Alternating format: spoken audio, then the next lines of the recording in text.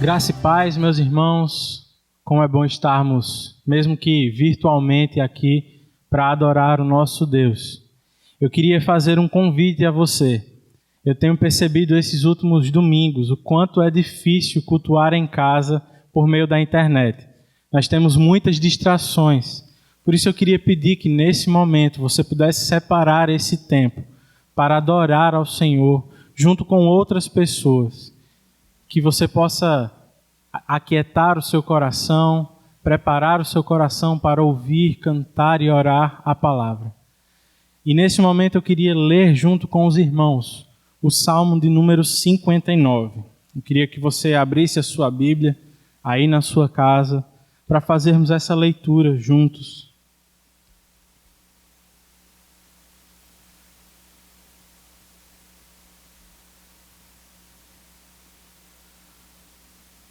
O Salmo de número 59 diz o seguinte: livra-me dos meus inimigos, ó Deus. Põe-me fora do alcance dos meus agressores. Livra-me dos que praticam o mal e salva-me dos assassinos. Vê como ficam à minha espreita. Homens cruéis conspiram contra mim, sem que eu tenha cometido qualquer delito ou pecado, ó Senhor. Mesmo eu não tendo culpa de nada, eles se preparam às pressas para atacar-me. Levanta-te para ajudar-me. Olha para a situação em que me encontro. Ó Senhor, Deus dos exércitos, ó Deus de Israel, desperta para castigar todas as nações. Não tenhas misericórdia dos traidores perversos. Eles voltam ao cair da tarde, rosnando como cães e rondando a cidade. Vê que ameaças saem de suas bocas. Seus lábios são como espadas e dizem: quem nos ouvirá? Mas tu, Senhor, vais rir deles. Caçoarás de todas aquelas nações. Ó tu, minha força, por ti vou aguardar. Tu és, ó Deus, és o meu alto refúgio.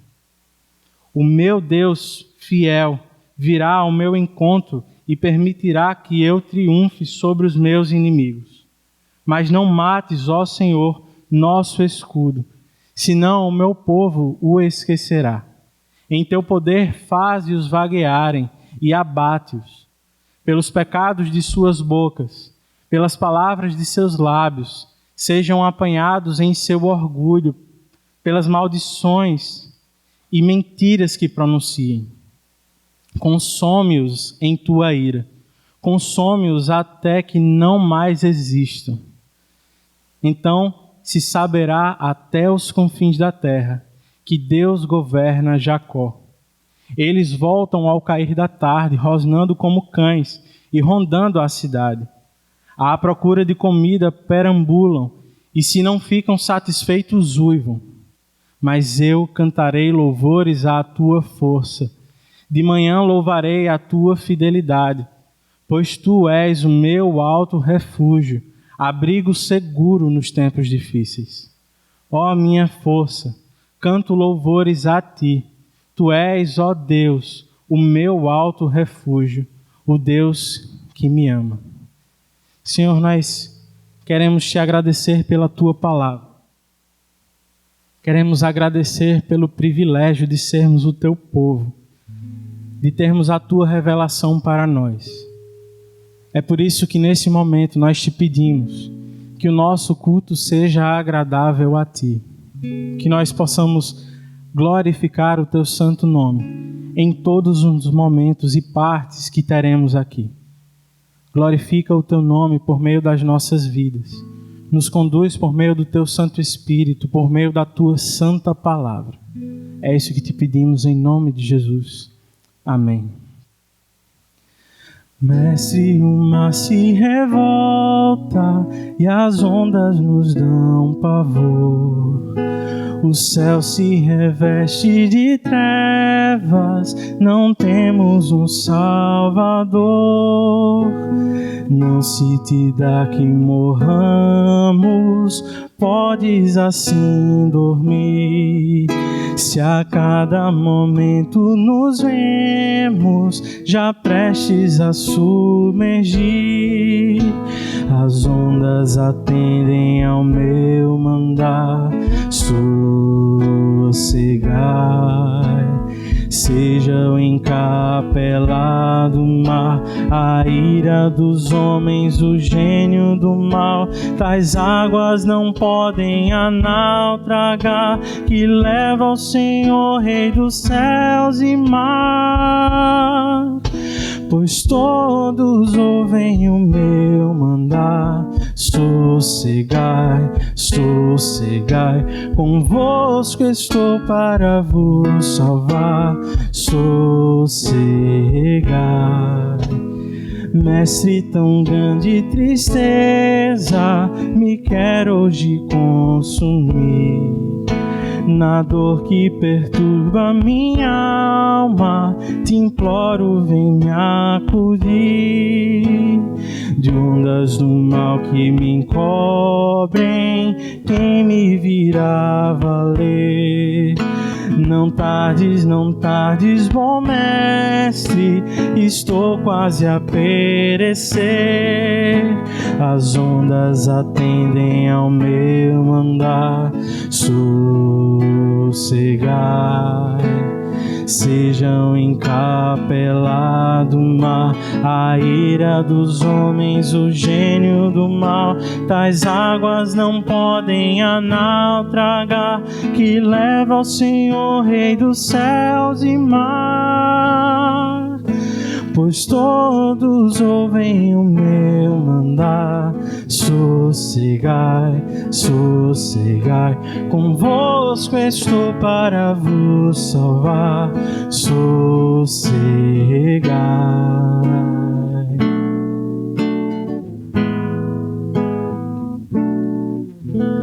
Mestre, chegou a bonança, em paz vejo o céu e o mar.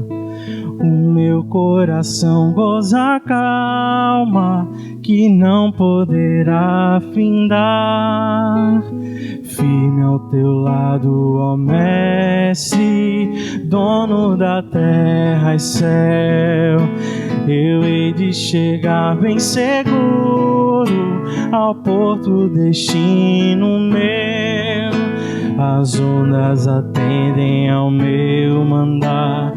Sossegai, seja o encapelado mar, a ira dos homens, o gênio do mal. Tais águas não podem a nau tragar, que leva ao Senhor, Rei dos céus e mar. Pois todos ouvem o meu mandar. Sossegai, sossegai, convosco estou para vos salvar. Sossegai, sossegai, sossegai. Esse é o Deus a quem adoramos. No Antigo Testamento ele diz para o seu povo: sejam fortes, corajosos, não temam, eu sou o teu Deus. No Novo Testamento os discípulos ouviram mais uma vez: diante das ondas, ele é o Deus que governa as piores tempestades. Esse é o Deus a quem adoramos, que continua governando todas as coisas pelo poder de suas mãos.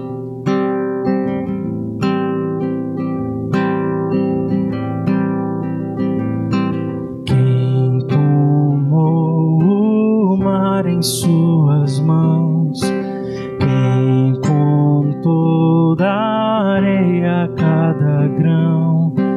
Tremem reis, nações ao ouvir sua voz, rejubila toda a criação. Eis nosso Deus no trono a reinar, vinde e adoremos. Eis nosso Rei,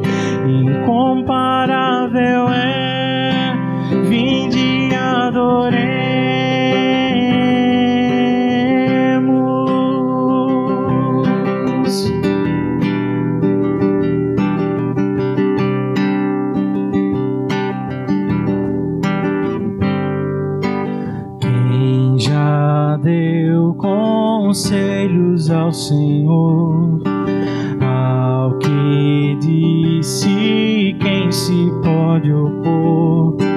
Tudo sabe quem vai lhe ensinar, tudo fez quem pode questionar. Eis nosso Deus, eis nosso Deus no trono a reinar. Vinde, adoremos. Eis nosso Rei, incomparável é. Vinde, adoremos.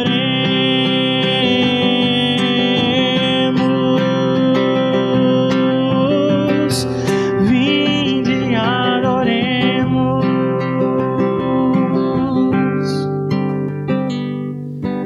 Quem como ele cravejado foi, ao morrer da culpa nos livrou. Deus eterno humilhado foi, mas ressurgiu da tumba o meu Senhor. Eis nosso Deus, eis nosso Deus no trono a reinar. Vinde, adoremos. Eis nosso Rei, incomparável é. Vinde, adoremos.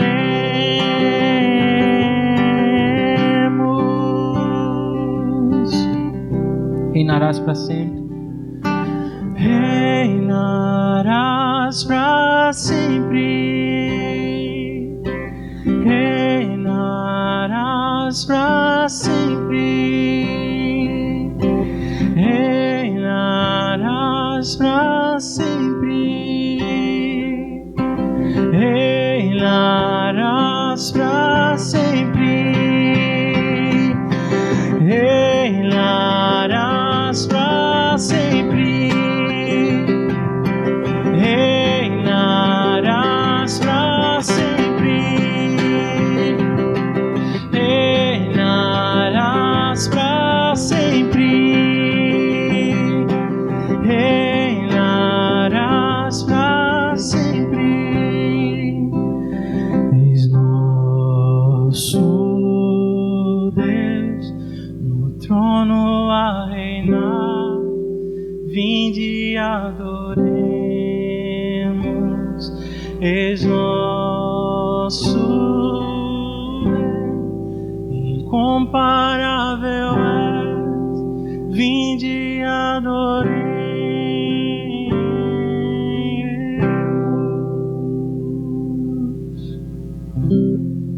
Ore ao Senhor nesse momento. Queria convidá-lo a fazer a sua oração de confissão. Confesse os seus pecados diante de Deus, desse Deus que é santo.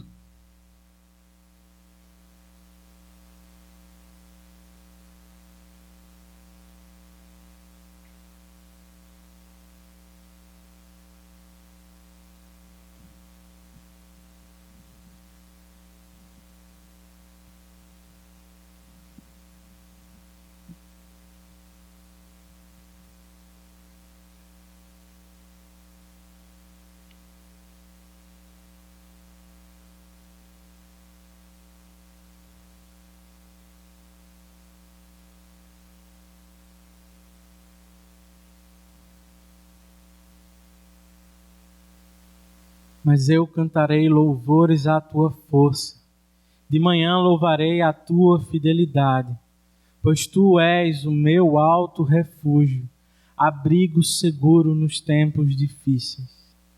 São as palavras do salmista, lidas ao início deste culto.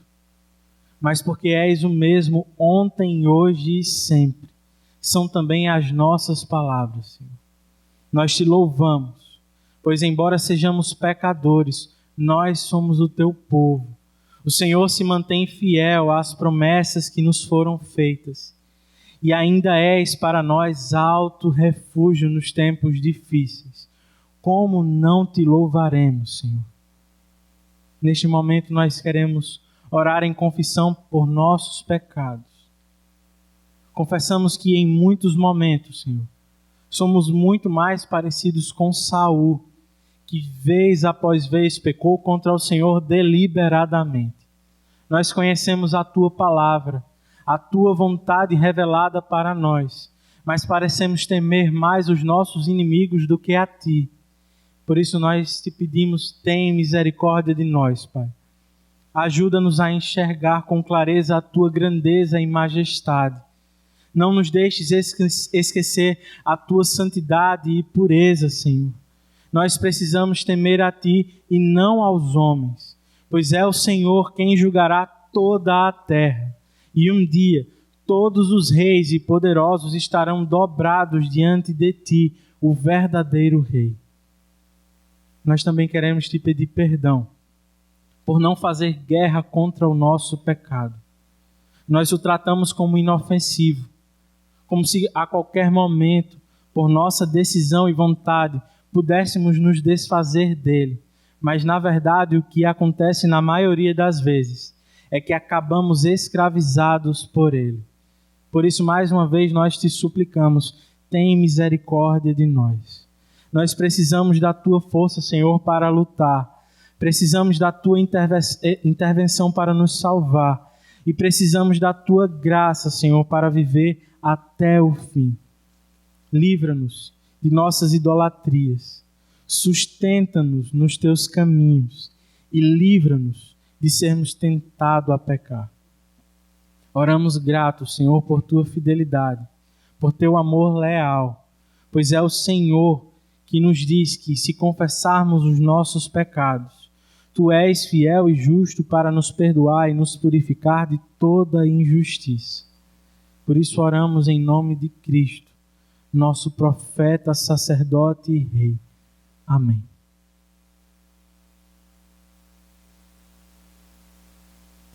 Meus queridos irmãos, graça e paz. Bom estarmos novamente aqui para juntos podermos louvar, exaltar e engrandecer o nome do Senhor. Mesmo nessa distância, mas Deus, Ele se faz presente aqui, como também aí em seu lar. Meus amados, eu gostaria de deixar alguns avisos para os amados irmãos. O primeiro deles é a respeito do nosso próximo domingo. Nosso próximo domingo nós estaremos iniciando a nova série de mensagens sobre a família. Nós iremos chamar esta série de Família Ideal. E ela será baseada no livro de sabedoria de Provérbios. Ore por isso. Convide pessoas a estarem assistindo estas mensagens e que todos possam ser abençoados. Meus queridos, sobre os nossos dízimos e ofertas. Como todos já sabem, nós estamos recebendo os dízimos e ofertas por meio de depósito bancário, por meio de transferência. Mas também nós temos outra modalidade. Nós temos irmãos que, se porventura você está impossibilitado de ir realizar um depósito ou fazer uma transferência, entre em contato com o nosso irmão presbítero Davi, que ele estará indo à sua residência fazer esta coleta dos dízimos e das ofertas. Convido você nesse momento a fechar os seus olhos, colocar diante de Deus os nossos pedidos, como também agradecer ao Senhor por tudo que Ele tem feito por nós. Oremos ao nosso Deus. Senhor, a Tua palavra nos diz como é agradável o lugar da Tua habitação, Senhor dos exércitos. A minha alma nela e até desfalece pelos átrios do Senhor. O meu coração e o meu corpo cantam de alegria ao Deus vivo. Deus, muito obrigado, Senhor. Muito obrigado pela Tua presença. Obrigado, ó Deus, pela tua proteção, pelos teus cuidados. Obrigado, Senhor, pela tua graça. Obrigado, Senhor, pelo teu zelo. Obrigado, Pai, pela tua palavra. Ó Deus, diante da situação que estamos passando, nós estamos aprendendo contigo, Senhor. Aprendendo, ó Deus, a conversar contigo. Aprendendo, ó Deus, a ler a tua palavra mais e mais. Aprendendo, ó Deus, a importância do culto no dia do Senhor, de estar na igreja junto com os irmãos. Aprendendo, ó Deus, como faz falta, ó Pai, esta comunhão. Deus, muito obrigado, Senhor, pelos teus ensinamentos. Pedimos nesta hora, Pai de amor, pelas famílias. Pedimos em especial pelas famílias da nossa igreja. Deus, abençoa, Pai. Que a tua paz continue reinando nos lares. Que o teu amor, ó Deus, continue preenchendo os corações. Nós sabemos, Pai, que algumas famílias já estão passando por dificuldades, por lutas, por privações. Pai, vai ao encontro destes lares, ó Deus. Tu és um Deus que supre as necessidades. A tua palavra nos diz que devemos buscar em primeiro lugar o teu reino e a tua justiça, sabendo que as demais coisas serão acrescentadas. Tu conheces, ó Deus, as nossas necessidades. Por isso, ó Deus, ajude, Senhor, estas famílias a descansarem em Ti, a confiarem em Ti. E levanta, Pai de amor, a Tua igreja para ajudá-los. No nome do Teu Filho Jesus Cristo, Pai. Queremos também, Senhor, pedir a Ti pelos enfermos, por aqueles que estão doentes, Pai de amor. Em especial aqueles que estão, ó Deus, sofrendo por causa deste vírus. Ó Deus, Tu és o médico dos médicos, Tu és aquele que cura, e nós cremos nisto, Pai. Por isso, meu Senhor, vai ao encontro destes irmãos, destas pessoas, Pai, e ministra, Senhor, aos seus corações. Conforta, meu Deus, os seus corações. Gera, Senhor, a certeza de que o Senhor está presente em suas vidas. Queremos, Senhor, Te louvar por aqueles, ó Deus, que pegaram este vírus, mas hoje estão bem. Graças a Deus. Louvado seja o Teu nome. Queremos, Senhor, também colocar diante de Ti aqueles, ó Deus, que estão sofrendo porque perderam seus empregos, que estão de aviso. Meu Deus, ajude, Pai. Que, ó Pai, da mesma forma que o Senhor e que pedimos, que Tu não deixas faltar, toma estes irmãos em Tuas mãos. Ó Deus, que no nome do Teu Filho Jesus Cristo, esta crise, esta luta passe logo, Pai, no nome do Teu Filho Jesus Cristo, Senhor. Toma a saúde da nossa nação, toma a economia da nossa nação. Abençoe, Pai, os governantes. Tem misericórdia, ó Deus, daqueles governantes que estão olhando para tudo isso, estão, ó Deus, se comportando de maneira, ó Deus, equivocada. Estão, ó Deus, levando isso para uma questão meramente política. Deus, tem misericórdia. Abre os olhos, Senhor, destes governantes. E que em nome de Jesus eles olhem para Ti e vejam refúgio no Senhor. E vejam a certeza de que o Senhor é aquele que reina e que está no controle de todas as coisas. E agora, Pai, queremos ofertar. Queremos ouvir um louvor entoado a Ti. que no nome de Jesus, Pai, possamos contribuir para com a Tua igreja, sabendo, ó Deus, que o Senhor cuida de cada um de nós. Por isso, ó Senhor dos exércitos, como é feliz aquele que em Ti confia. E encerramos esta oração assim, Pai, confiando no Senhor, no nome do Teu Filho Jesus Cristo. Amém.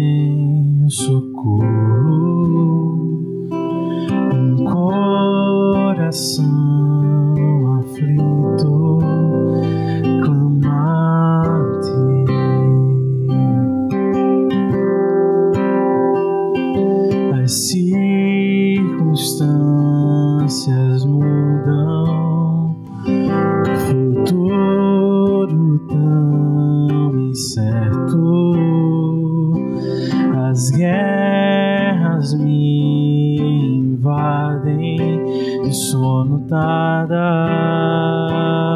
chega.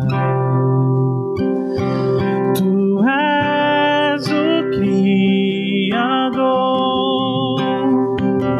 em Cristo nosso Pai, de Ti nosso socorro vem.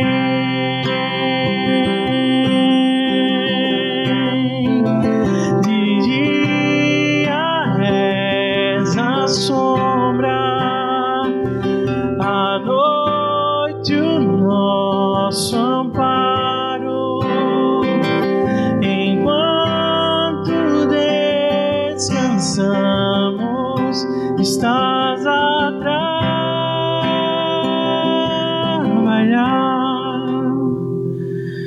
As circunstâncias mudam, futuro tão incerto, as guerras me invadem, e o sono tarda chegar. Tu és o Criador,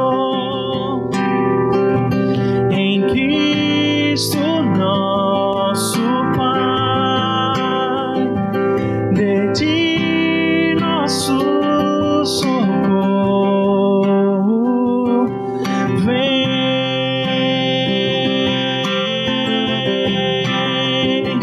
De dia és a sombra, à noite o nosso amparo, enquanto descansamos, estás a trabalhar.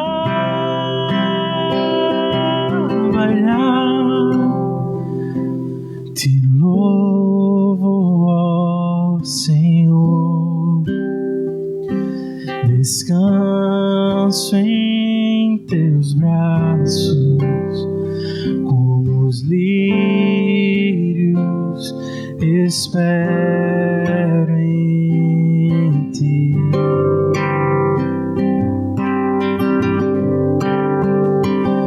Te louvo, ó Senhor, descanso em Teus braços, como os lírios espero em Ti. Tu és o Criador, Tu és o Criador, em Cristo nosso Pai, de Ti nosso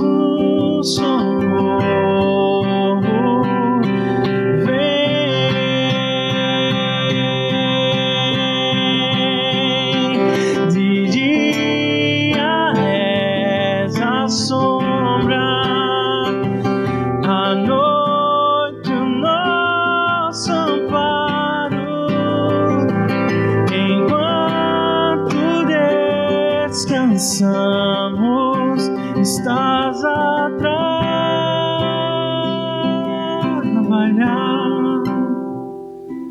Em paz me deito e logo eu torno a dormir. A minha segurança é tu que estás aqui.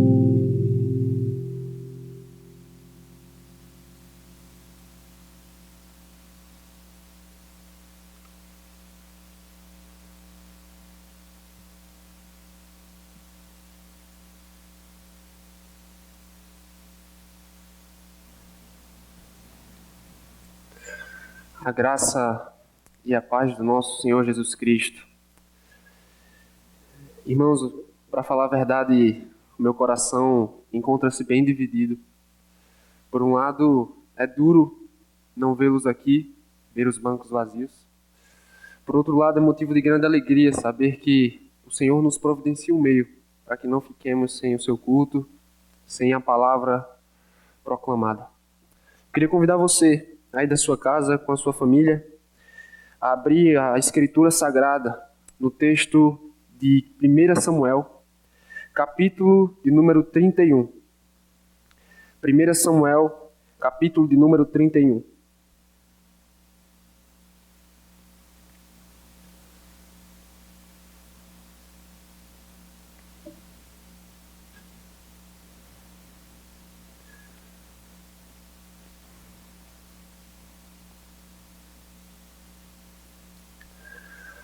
Desde muito cedo, as crianças são ensinadas a respeito de uma lição fundamental. Se você não obedecer seu pai ou a sua mãe, você será castigado. Você que é pai certamente já disse isso para a sua criança. Você sabia que esse é um princípio bíblico? Israel, o povo de Deus, também fora criada dessa forma. E é assim, a partir dessa lógica, que nós entendemos a conclusão de 1 Samuel, capítulo de número 31.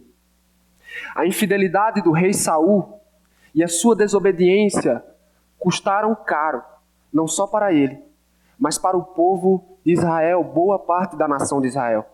O rei cai em batalha e o povo arca com as consequências de sua impiedade. O desfecho, o cenário no qual esse livro termina é trágico, caótico e perigoso. E por trás dele há uma lição extremamente importante, fundamental, que é a seguinte: o Senhor não fecha os seus olhos para a desobediência. E o resultado dela é trágico. Eu convido você a ler o texto sagrado. 1 Samuel, capítulo de número 31. Eis o que diz a santa palavra de Deus. E aconteceu que, em combate com os filisteus, os israelitas foram postos em fuga, e muitos caíram mortos no monte Gilboa. Os filisteus perseguiram Saul e seus filhos, e mataram Jonatas, Abinadab e Malquísua, filhos de Saul. O combate foi se tornando cada vez mais violento em torno de Saul, até que os flecheiros o alcançaram e o feriram gravemente. Então Saul ordenou ao seu escudeiro: tire sua espada e mate-me com ela, senão sofrerei a vergonha de cair nas mãos desses incircuncisos. Mas seu escudeiro estava apavorado e não quis fazê-lo. Saul, então, pegou sua própria espada e jogou-se sobre ela. Quando o escudeiro viu que Saul estava morto, jogou-se também sobre sua espada e morreu com ele. Assim foi que Saul, seus 3 filhos, seu escudeiro e todos os seus soldados morreram naquele dia. Quando os israelitas que habitavam do outro lado do vale, a leste do Jordão, viram onde o exército tinha fugido e que Saul e seus filhos estavam mortos, fugiram, abandonando suas cidades. Depois os filisteus foram ocupá-las. No dia seguinte, quando os filisteus foram saquear os mortos, encontraram Saul e seus 3 filhos caídos no monte Gilboa. Cortaram a cabeça de Saul, pegaram suas armas e enviaram mensageiros por toda a terra dos filisteus para proclamarem a notícia nos seus templos de seus ídolos e entre o seu povo. Expuseram as armas de Saul no templo de Astarote e penduraram seu corpo no muro de Bet-Sean. Quando os habitantes de Jabes de Gileade ficaram sabendo o que os filisteus tinham feito com Saul, os mais corajosos dentre eles foram durante a noite a Bet-Sean. Baixaram os corpos de Saul e de seus filhos do muro de Bet-Sean e os levaram para Jabes, onde os queimaram. Versículo de número 13. O autor sagrado conclui dizendo: depois enterraram seus ossos debaixo de uma tamargueira em Jabes e jejuaram durante 7 dias. Senhor, eu venho a Ti neste momento, no nome de Cristo. A Tua igreja, Senhor, ela precisa ouvir a Tua voz neste momento. Portanto, Senhor, pelo poder do Teu Espírito, fala aos nossos corações. Usa a Tua palavra com poder, Senhor, a fim de transformar-nos, levar-nos ao arrependimento e nos encorajar a depositarmos fé na pessoa do Teu Filho. Alegra o nosso coração e consola, Senhor. Fala com poder. É o que Te pedimos no nome de Jesus Cristo e para a glória dEle. Amém. O capítulo final de 1 Samuel é amargo, é difícil de engolir, contudo ele é esperado. Desde o capítulo de número 15, Saul fora rejeitado pelo Senhor como rei da nação de Israel, em virtude de sua rebeldia. Um dia antes da batalha final contra os filisteus, a que acabamos de ler, Saul recebeu a sentença final por meio do espírito de Samuel, que disse no capítulo 28, o Senhor entregará você e o povo de Israel nas mãos dos filisteus. E amanhã vocês e seus filhos estarão comigo, mortos. O Senhor também entregará o exército de Israel nas mãos dos filisteus. Esse desfecho trágico precisa ser entendido dentro do contexto da aliança, irmãos. O pacto feito no Monte Sinai envolvia total comprometimento entre as partes. Ao povo cabia obedecer fielmente à lei do Senhor. Caso contrário, as maldições do pacto o destruiriam. E com o rei não era diferente. Segundo Moisés, o rei deveria ler a lei do Senhor todos os dias da sua vida, para assim aprender a temer e a obedecer a Deus. Esse não foi o caso de Saul, irmãos. Pelo contrário, ele foi exatamente a antítese disso. E, consequentemente, o povo de Israel sofreu a desgraça de estar debaixo do governo de um rei ímpio e desobediente ao Senhor. No capítulo diante de nós, o juízo de Deus finalmente chega até Saul. E, inevitavelmente, até os israelitas também. A conclusão que encontramos aqui é de doer o coração. Os líderes do povo são assassinados, seu exército completamente exterminado, suas cidades são ocupadas por seus inimigos. E a religião do povo é completamente desgraçada. Não há esperança, aparentemente. Contudo, através desses eventos trágicos, o Senhor estava preparando o seu povo para a chegada de um novo rei. De um rei segundo o seu coração. Por ora, irmãos, eu quero meditar com vocês no seguinte tema: a tragédia da desobediência. O que o texto, ou melhor, o que a trágica desobediência de Saul tem a nos ensinar hoje? Bem, encontramos 3 respostas. A primeira, que vai do verso de número 1 ao verso de número 6, é a seguinte: a tragédia da desobediência causa a morte. A tragédia da desobediência causa a morte. Versículo de número 1. E aconteceu que, em combate com os filisteus, os israelitas foram postos em fuga, e muitos caíram mortos no monte Gilboa. O cenário aqui descrito pelo autor sagrado não é nenhuma surpresa. Afinal de contas, na própria lei, o Senhor havia dito que castigaria a desobediência de Israel, trazendo sobre ele a espada inimiga. Os israelitas foram encurralados e despedaçados pelas mãos dos filisteus.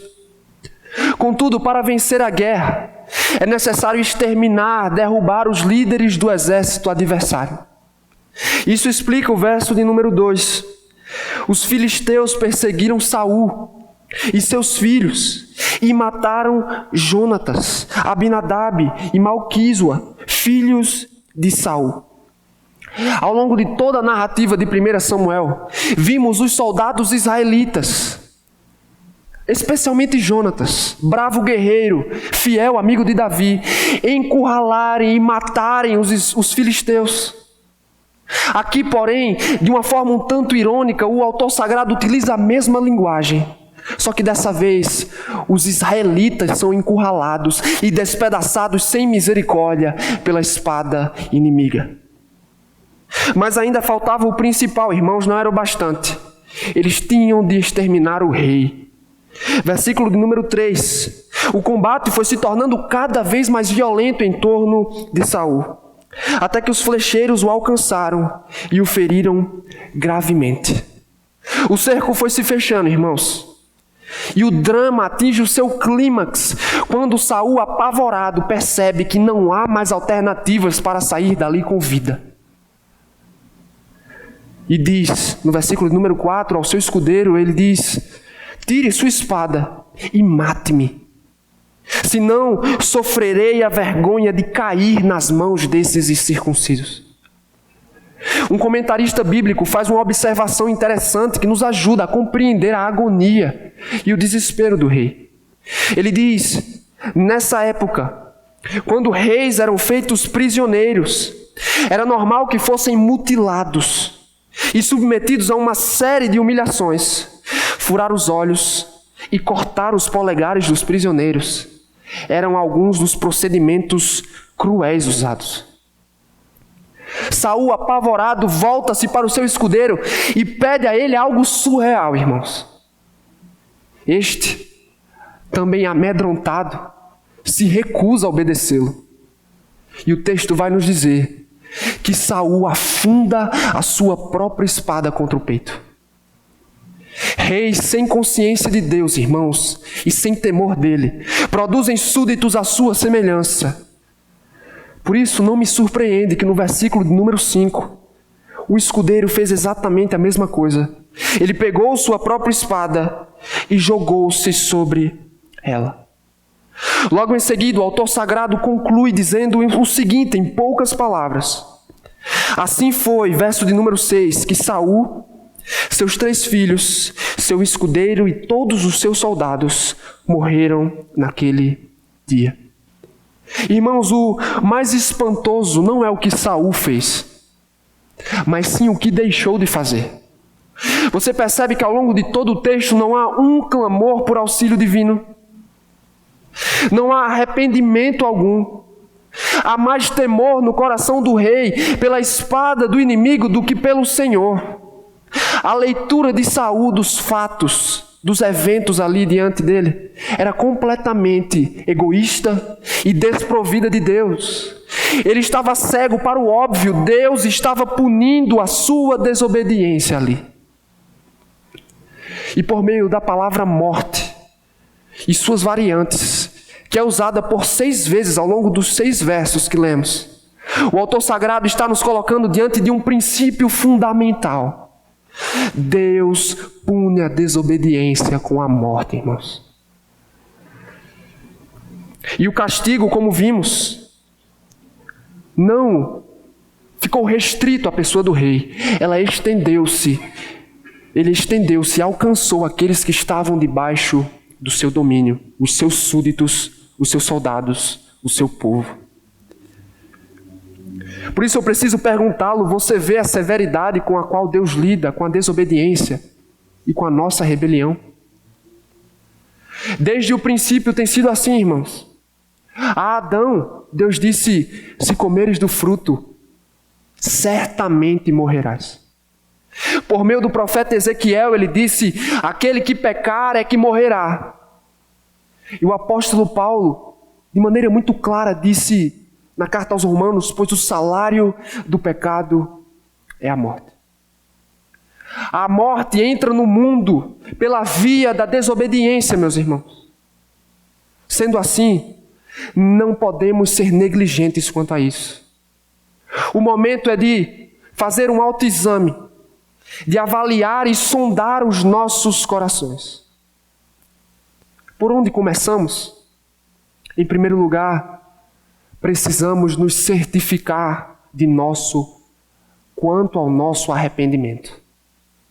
Precisamos nos certificar do nosso arrependimento. Por que isso é importante? Para não acabarmos como Saul, irmãos. Ao longo de toda a narrativa de 1 Samuel, nós vimos que por diversas vezes o rei simulou e fingiu estar arrependido e comovido.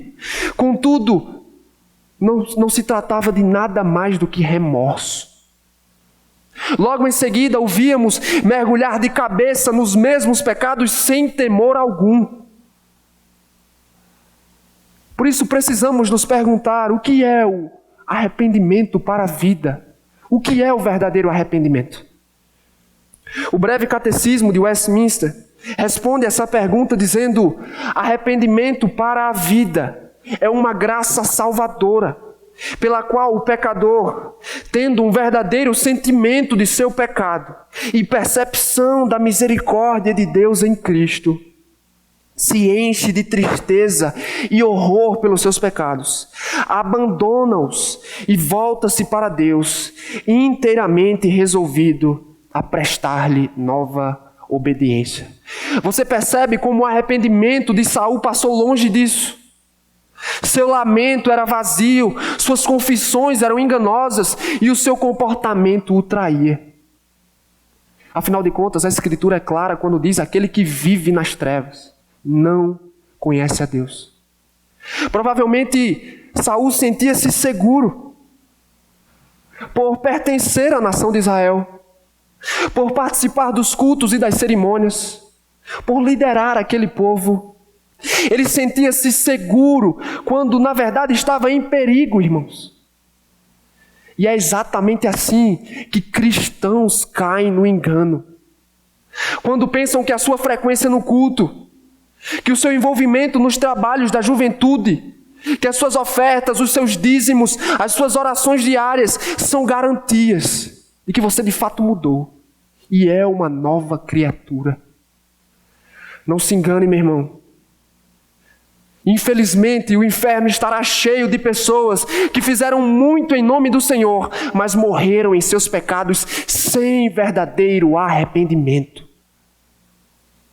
É por isso que eu preciso perguntá-lo agora: você se arrependeu verdadeiramente dos seus pecados, meu irmão? E com isso eu não estou querendo dizer: meu irmão, minha irmã, você deixou de pecar. Longe disso. Quem dera. Infelizmente, eu e você temos pecado. E assim será até o dia em que seremos glorificados. A minha pergunta é: qual tem sido a sua atitude quanto ao pecado? Como tem lidado com ele?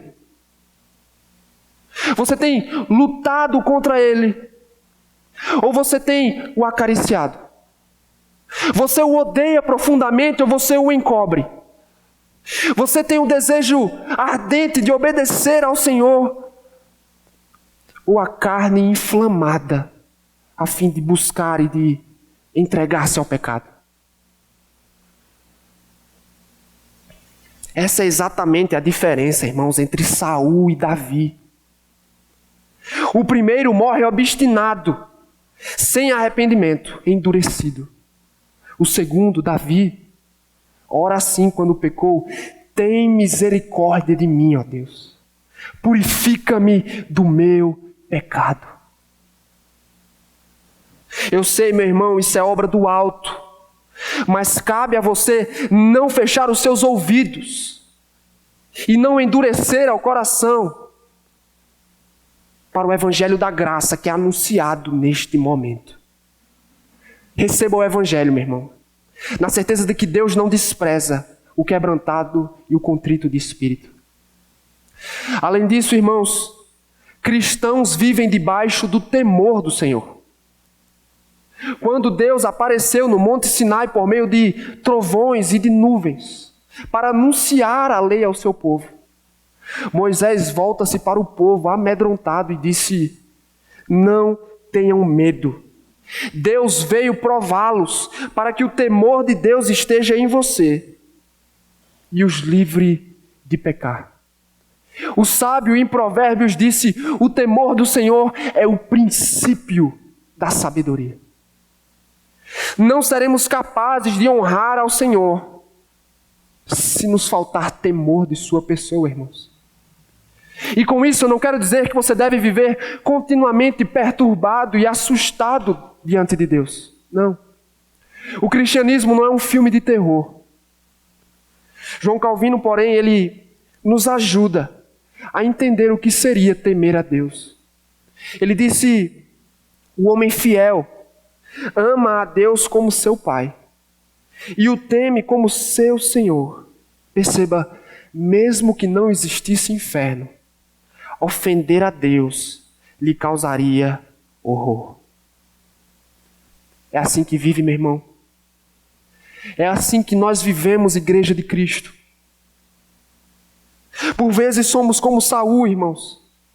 Tememos mais aos homens do que a Deus.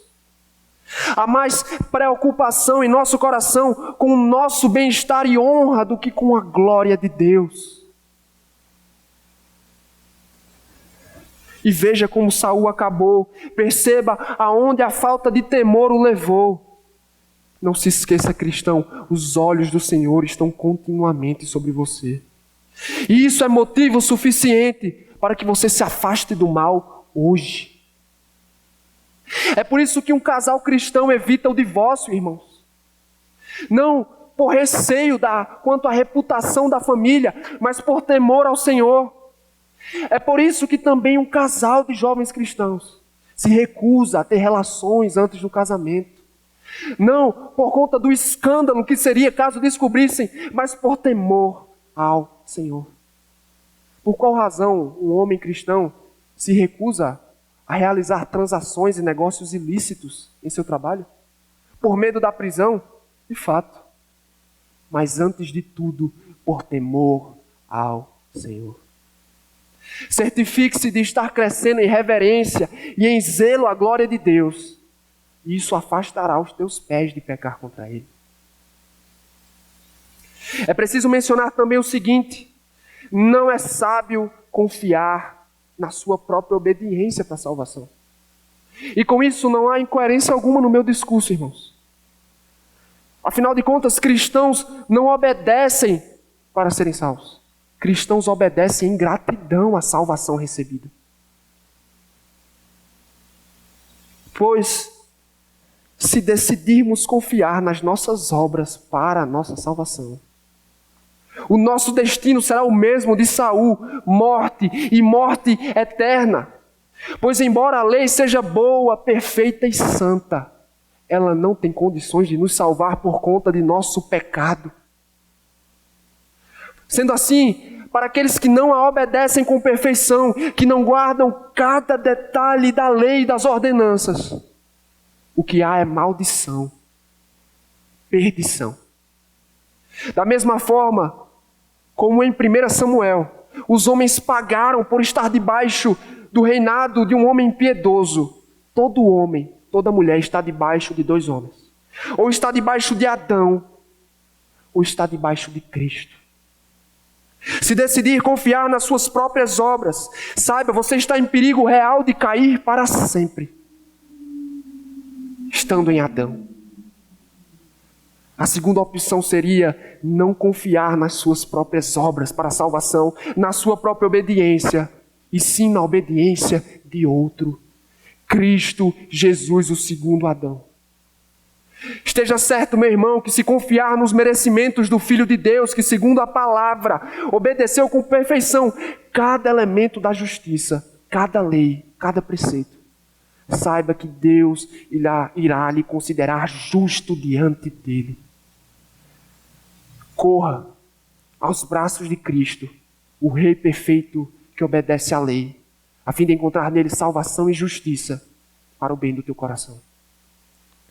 Estamos meditando no tema a tragédia da desobediência. Em primeiro lugar, vimos que a tragédia da desobediência causa a morte. Em segundo lugar, de acordo com os versos 7 a 10, eu posso dizer a partir do texto que a tragédia da desobediência causa humilhação. A tragédia da desobediência causa humilhação. Após o desastre ocorrido no campo de batalha, as notícias sobre a derrota de Israel espalhou-se em todo o seu território. E o verso de número 7 diz: quando os israelitas que habitavam do outro lado do vale e a leste do Jordão viram que o exército tinha fugido e que Saul e os seus filhos estavam mortos, fugiram, abandonando suas cidades.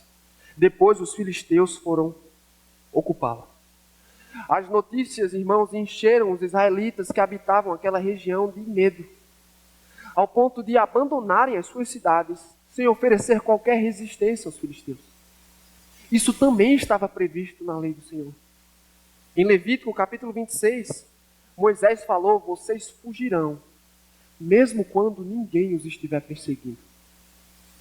Parte da terra que fora conquistada por Israel foi ocupada pelos pagãos.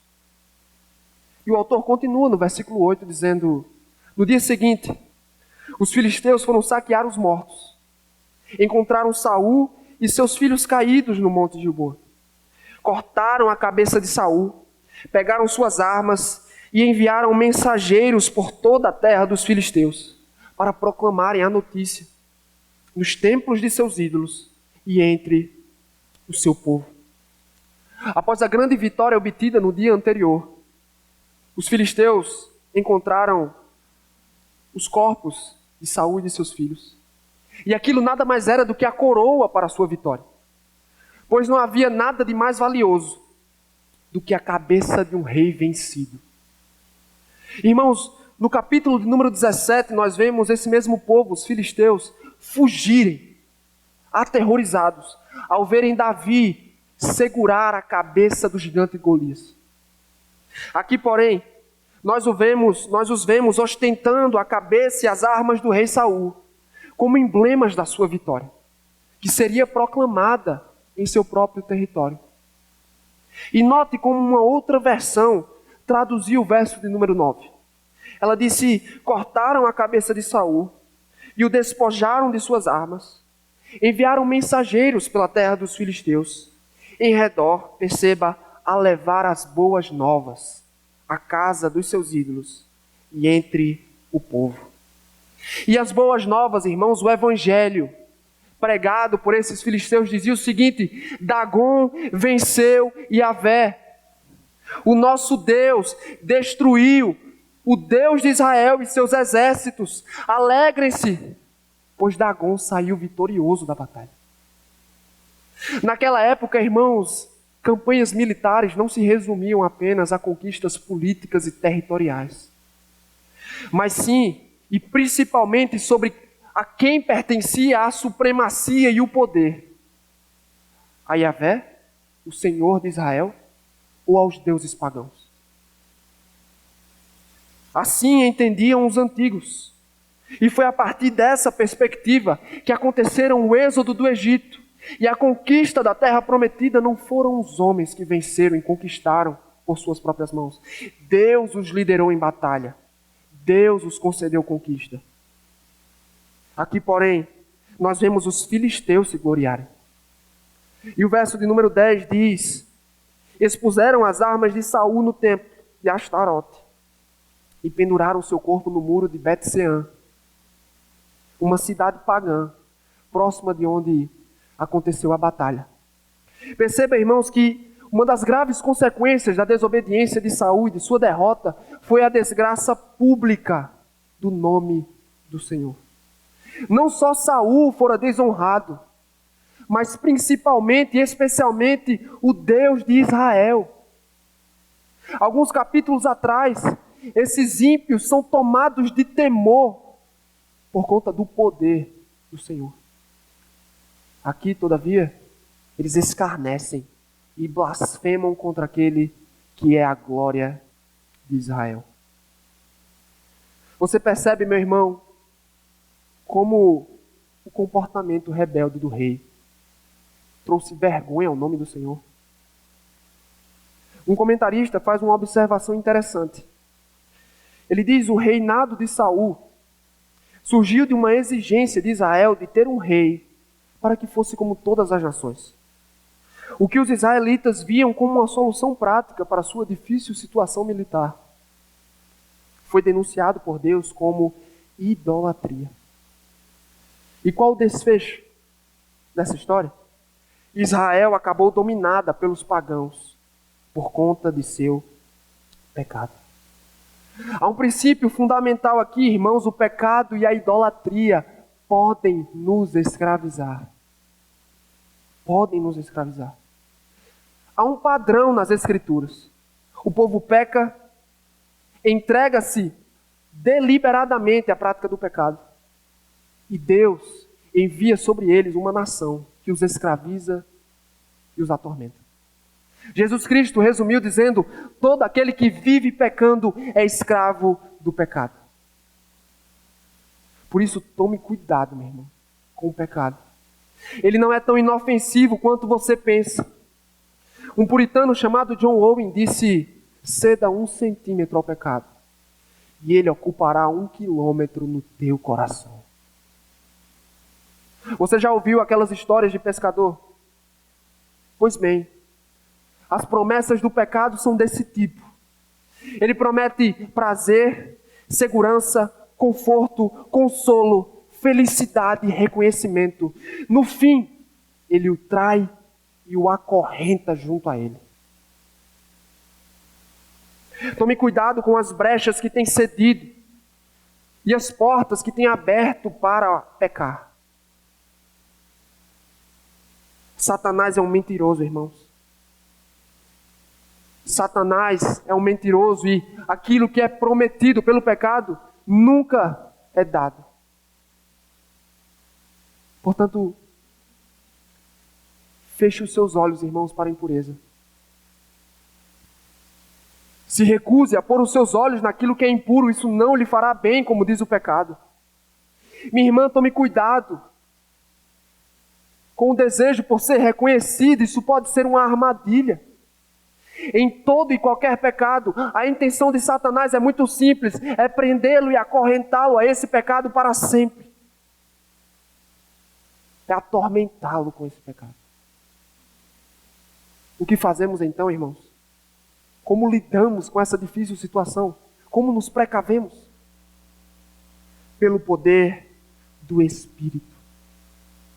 Louvado seja Deus, porque aquilo que Deus nos manda fazer, diz a Escritura que Ele nos capacita a fazer, nos habilita a fazer, nos dá poder para tal.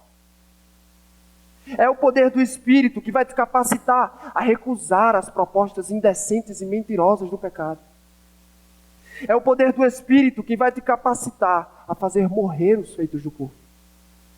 Pela palavra, o Santo Consolador vai te abrir os olhos para a tua vulnerabilidade. Por meio da oração, Ele vai habilitá-lo a fechar as brechas e tapar os buracos.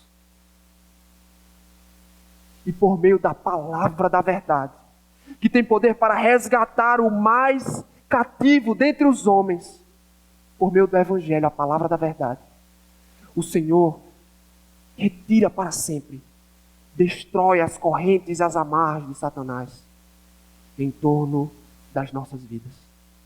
Apegue-se a esta palavra, pois Jesus mesmo falou: conhecereis a verdade, e é esta verdade quem vos liberta. Além disso, irmãos, precisamos estar conscientes de que a nossa desobediência traz humilhação ao nome do Senhor. É o que aconteceu no texto. É o que aconteceu com Saul. Não é só Saul que foi desonrado, mas Deus o foi. Israel fora separado das outras nações para ser um povo santo. Da mesma forma, diz o Novo Testamento que a igreja foi eleita por Deus para ser santa e irrepreensível. À medida que o seu povo se afasta do procedimento, não se assemelha às outras nações, se recusa a cometer os mesmos pecados, o Senhor é glorificado através da pureza desse povo. É assim que nos comportamos, irmãos? Ou será que a nossa desobediência já tem trazido vergonha e desonra ao nome do Senhor? Você já parou para pensar que uma das razões para os seus amigos, seus colegas de trabalho, de faculdade, ou até mesmo seus familiares não terem interesse algum na sua fé, seja por causa do seu procedimento, da sua conduta? Já paramos para pensar que talvez o nosso comportamento seja o maior repelente para os ímpios? Irmãos, tomemos cuidado, pois a forma como falamos, o conteúdo das nossas conversas, nossos relacionamentos, nossas fotos, nosso comportamento, eles podem estar trazendo desonra pública ao nome do Senhor. Tome muito cuidado, pois o terceiro mandamento diz: não tomarás em vão o nome do Senhor, o teu Deus, pois Ele não deixará impune aquele que tomar o seu nome em vão.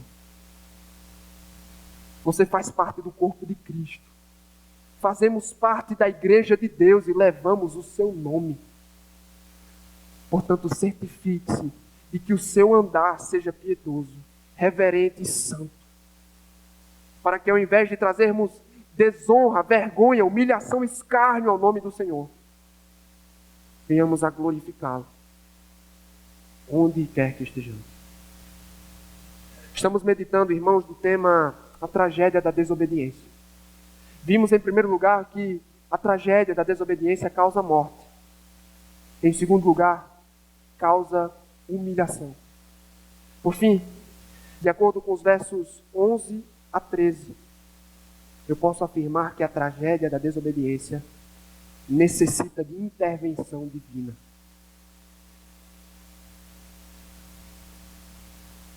A tragédia da desobediência necessita de intervenção divina. O verso número 11 diz: quando os habitantes de Jabes de Gileade ficaram sabendo o que os filisteus tinham feito com Saul, o mais corajoso dentre eles foram durante a noite a Bet-sean. Baixaram os corpos de Saul e de seus filhos do muro de Bet-sean e os levaram para Jabes, onde os queimaram.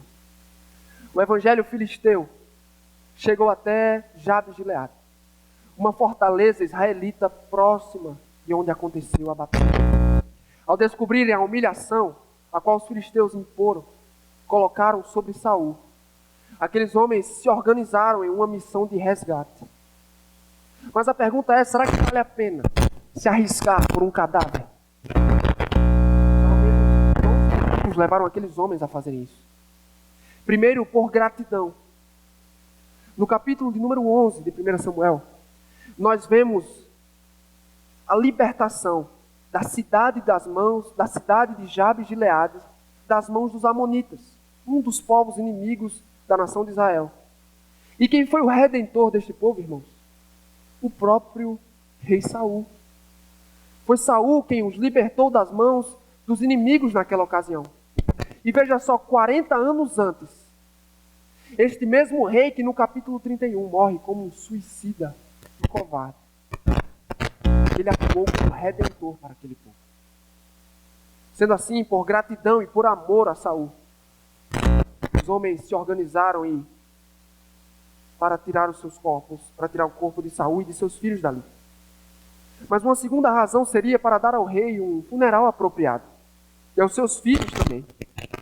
O texto diz que eles queimaram os seus corpos, depois enterraram seus ossos debaixo de uma tamargueira em Jabes, e jejuaram durante 7 dias. O foco, irmãos, do versículo final, do capítulo final, é o que os israelitas fizeram. Eles jejuaram durante 7 dias. No Antigo Testamento, a palavra hebraica para jejum na nossa versão ela é entendida como humilhar-se, afligir a alma diante de Deus. A situação de Israel era gravíssima. O seu rei estava morto. Estavam desprotegidas e rodeadas por inimigos. A alternativa para o povo era, nas palavras do profeta Joel, rasgar o coração em arrependimento e em clamor ao Senhor. Ao longo de todas as Escrituras nós vemos que em dificuldades individuais ou nacionais, no exílio, na iminência de guerras e no luto, o povo jejuou. A ocasião era crítica, necessitava de algo do tipo: somente o Senhor podia intervir e salvar o povo da vergonha pública e das mãos dos seus inimigos. É o que costumamos fazer em tempos difíceis, como o que vivemos. É o que faz quando desagrada e desobedece ao Senhor. Perceba a sabedoria dos homens de Jabes de Gileade. É provável que, quando entraram à noite na cidade pagã, encontraram um exército inimigo desprevenido. Não seria aquela ocasião ideal para dar início a uma retaliação? Não, irmãos. Aqueles homens sabiam bem qual era a prioridade do momento. E ela não era levantar a espada. Não era levantar a espada, mas sim dobrar os joelhos. Era a hora de humilhar-se diante de Deus em busca de sua face. E é por isso que diante disso, diante do juízo, da disciplina, cristãos também dedicam-se às disciplinas espirituais. Irmãos, é provável que toda essa situação que estamos vivendo seja a mão de Deus pesando sobre o mundo. Quem sabe o Senhor esteja também disciplinando a sua igreja, tirando de nós o culto santo, a palavra proclamada presencialmente, eu digo, o sacramento da ceia do Senhor, os louvores, a comunhão dos santos. É provável. Contudo, essa é também uma grande oportunidade de nos dedicarmos à oração, por exemplo. Você tem separado tempo para orar em família, para ensinar aos seus filhos a importância de orar no dia mau? Você tem separado tempo para orar pelos seus governantes ou você só tem reclamado deles? A crise o fez orar mais ou menos? Irmãos, nós devemos nos informar, claro. Saber o que está acontecendo, saber como nos prevenir, mas saiba, vale muito mais a pena estar diante da face do Todo-Poderoso em oração do que o dia todo recebendo bombardeio de notícias da TV. Deus permite que a crise, que a aflição chegue até nós, a fim de dobrar os nossos joelhos com mais dependência, fé. Além disso, há uma infinidade de promessas na sua palavra. Você tem se dedicado a ela. Você tem se apropriado da oportunidade de crescer no conhecimento de Deus. Ela diz a respeito de si mesma que é perfeita, que revigora a alma. Suas palavras são totalmente dignas de confiança e mais do que isso, o salmista diz que elas funcionam como lâmpada para os nossos pés, para conduzir os nossos caminhos. Aproveite a oportunidade de crescer, conhecer a Deus por meio de sua palavra. Você deseja aprender a orar no dia mau? Os salmos de Davi podem lhe ajudar quanto a isso. Você deseja encontrar uma esperança para a enfermidade diante da iminência da morte? As cartas de Paulo apresentam uma esperança inabalável. Você quer saber a respeito do amor de Deus por você? O Evangelho de João nos apresenta o amor que dá a própria vida. Para onde você for, este livro irá consolar e orientar a tua caminhada. O jejum também é uma opção, como foi mencionado no texto. Quem sabe ao longo da semana ou hoje, Você pode, ao invés de passar horas se entretendo ou fazendo qualquer outra coisa, por que não separar um tempo para orar com a sua família, ler a palavra, ensiná-los e humilhar-se diante de Deus em busca de sua misericórdia? Dentre todas essas opções, irmãos, precisamos entender que em momentos como esse e como em que vivemos, dedicar-se às disciplinas espirituais é útil e é piedoso. Será útil para o meu e para o teu coração. O que esperar do Senhor em tempos como esse? O que Israel deveria esperar ao ver o seu rei acabar dessa forma? Há uma verdade, pelo menos implícita aqui e agora, é que Deus providencia intervenção. O cenário parecia ser totalmente sem esperança. O livro não termina com um mas. As coisas acabaram mal, mas ele não termina dessa forma. O seu fim é amargo, duro e triste. Irmão, se esse livro se resume à história de um rei que fracassou, ele não tem a menor utilidade para nós. Mas foi o próprio Jesus Cristo quem nos ensinou que o Antigo Testamento é um livro sobre ele, sua pessoa e sua obra. Dessa forma, não só Davi nos aponta para Cristo como um tipo de Cristo, isto é, como alguém que aponta, que o indica. Mas também o Espírito revela Cristo aqui em 1 Samuel, por meio de uma antítese, Saul, que é o oposto total de sua pessoa. O rei Saul, o primeiro rei da nação, foi reprovado. Ele quebrou a lei do Senhor, lhe faltava temor no coração. Ele não se arrependeu. Ele matou a sangue frio os sacerdotes do Senhor. Ele morreu como um covarde, ele falhou, ele foi reprovado. Só um rei não falhou, irmãos. Só um. E eu não estou falando de Davi, eu estou falando de Cristo. O Filho de Deus, o rei prometido a Israel da descendência de Davi. Este rei, sim, nunca falhou. Obedeceu toda a lei fielmente. No rei Jesus não foi encontrado uma única mancha, um único pecado sequer. Foi enviado a este mundo para travar a mais dura dentre as batalhas. Seus inimigos eram poderosos. O diabo, o pecado, a maldição da lei. E o rei Jesus, diferente de Saul, que morreu como um covarde, como um suicida, o rei Jesus Cristo também foi humilhado.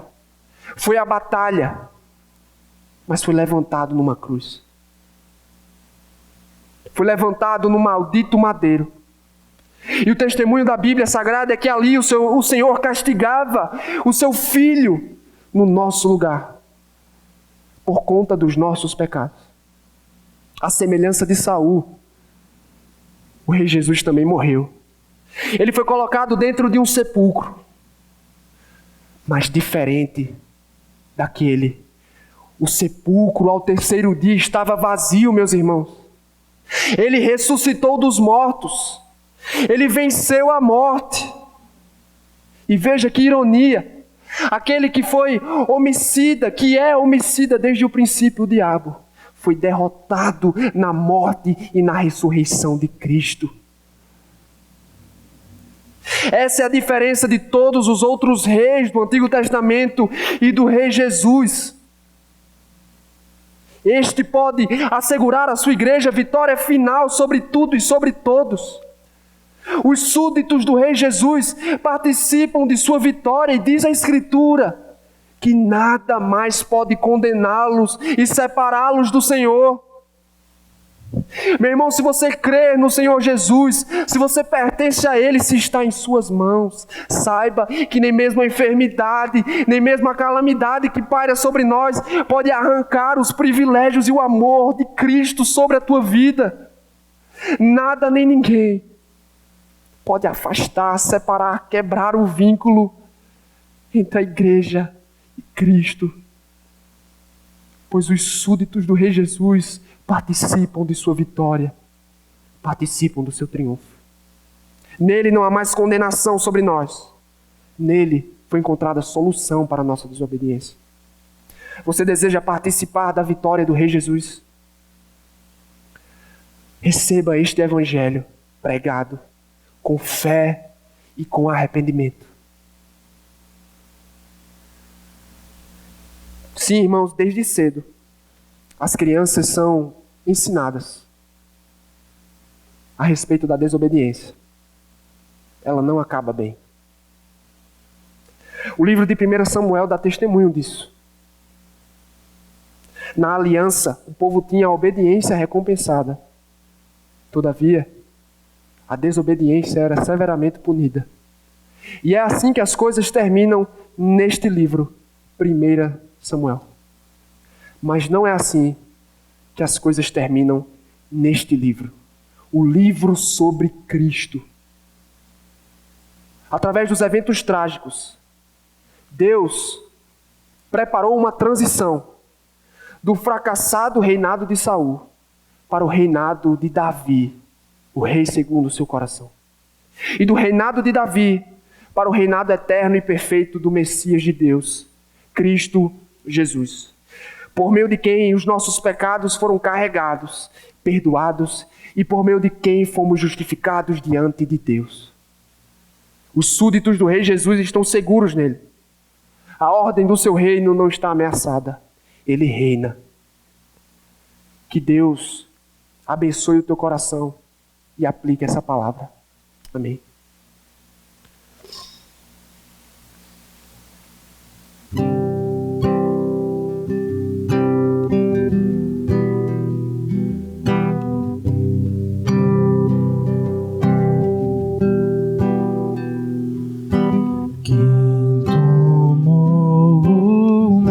Suas mãos, quem contou da areia cada grão, tremem reis, nações, ouvi sua voz, rejubila toda a criação, eis nosso Deus no trono a reinar, vinde e adoremos, eis nosso Rei, incomparável é, vinde e adoremos.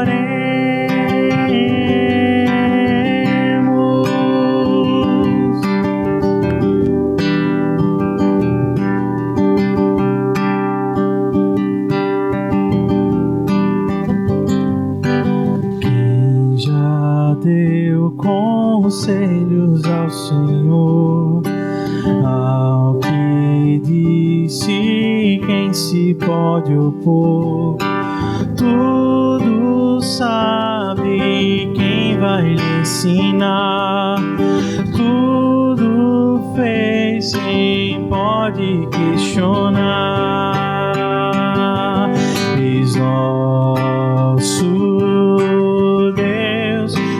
trono a reinar, vinde e adoremos,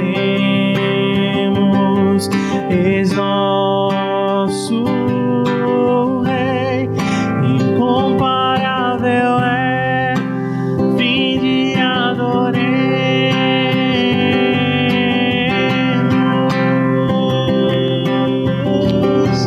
vinde e adoremos.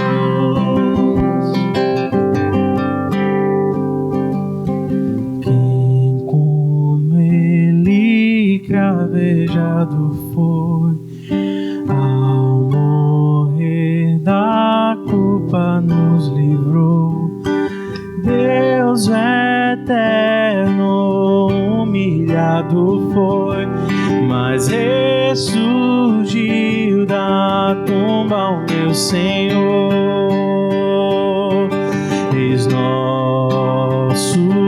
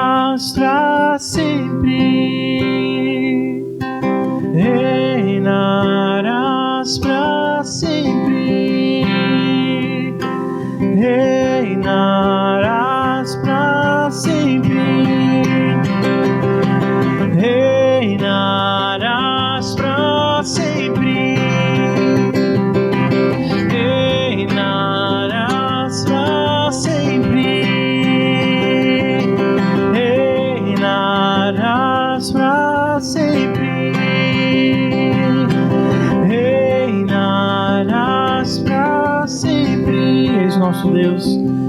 És nosso Deus, no trono a reinar, vinde e adoremos. És nosso Deus, incomparável é, vinde e adoremos.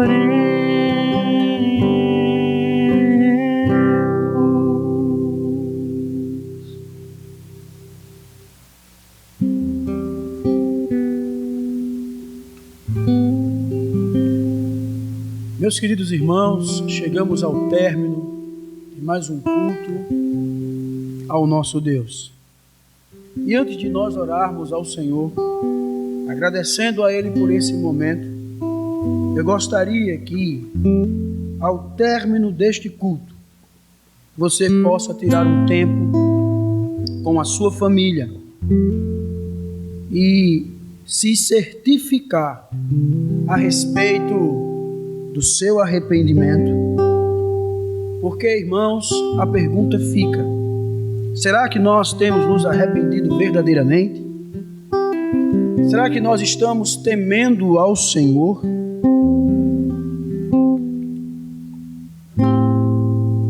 Recuse as propostas indecentes do pecado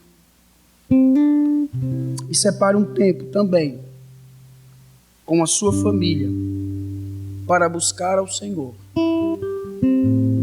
em oração, em leitura da palavra.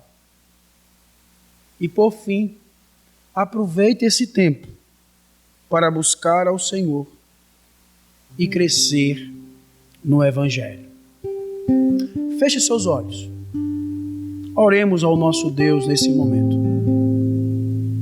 Pai de amor e de imensa bondade, nós queremos te louvar e te agradecer por mais um culto que podemos prestar a ti. Muito obrigado por essa oportunidade. Obrigado, ó Deus, pelos louvores. Obrigado pelas orações. Obrigado, Senhor, pela tua palavra pregada. Aplica, ó Deus, esta palavra ao nosso coração, no nome do teu Filho Jesus Cristo. Muito obrigado, Senhor, por esta série em 1 Samuel. Deus, como crescemos, como, Senhor, fomos impactados, como, Senhor, fomos levados ao arrependimento, como, Senhor, fomos levados a nos aproximarmos de Ti. Muito obrigado, ó Deus, por todos os irmãos que passaram por este púlpito e abriram a sua boca, pregando este livro aos nossos corações. Que o Senhor possa abençoar estes irmãos ricamente, ó Pai. E nos prepare, ó Deus, para que possamos receber a nova série, ó Deus, que irá falar sobre família. Ó Senhor, abençoe esta semana. Ó Deus, que o Senhor continue nos protegendo os nossos familiares, a nossa casa. Que o Senhor continue nos dando saúde, ó Deus, para a glória do teu santo nome. Que sejamos preservados por Ti a cada dia, Pai. E que o Senhor nos dê forças para que possamos fugir do pecado e passarmos a viver uma vida digna do Evangelho. Que esta semana também, Senhor, seja uma semana de boas notícias. No nome do Teu Filho Jesus. É assim que oramos, Pai. Gratos a Ti por tudo. E como diz a Tua palavra, aquele que habita no abrigo do Altíssimo e descansa à sombra do Todo-Poderoso, pode dizer ao Senhor: Tu és o meu refúgio, Tu és a minha fortaleza, Tu és o meu Deus em quem confio. Oramos assim, Pai, no nome de Jesus. E que o amor de Deus, o nosso Pai, a graça do nosso Senhor e Salvador Jesus Cristo, que o poder e as consolações do Espírito Santo estejam com todos nós, agora e para todos sempre. Todos digam amém. Deus nos abençoe, fique na paz e um forte abraço.